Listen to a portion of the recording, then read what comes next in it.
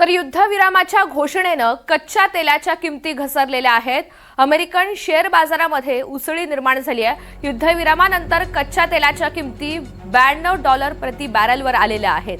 युद्धविरामाच्या घोषणेनंतरचे हे सगळे परिणाम आपण पाहतोय। कच्च्या तेलाच्या किमती घसरलेल्या आहेत। अमेरिकन शेअर बाजारामध्ये उसळी आली आहे। युद्धविरामानंतर कच्च्या तेलाच्या किमती $92 प्रति बॅरलवर आहेत। एकीकडे युद्धविरामाची घोषणा झाली आणि लगेचच कच्च्या तेलाच्या किमती घसरलेल्या आहेत, ज्या सातत्यानं चढ्या होत्या किंवा त्याचे दर वाढत होते, त्यामध्ये मात्र घसरण आली आहे। अमेरिकन शेअर बाजारामध्ये उसळी आहे। आता या सगळ्याचे पडसाद भारतीय शेअर बाजारावर सुद्धा उमटण्याची दाट शक्यता आहे। युद्धविरामानंतर कच्च्या तेलाच्या किमती $92 प्रति बॅरलवर आल्यात।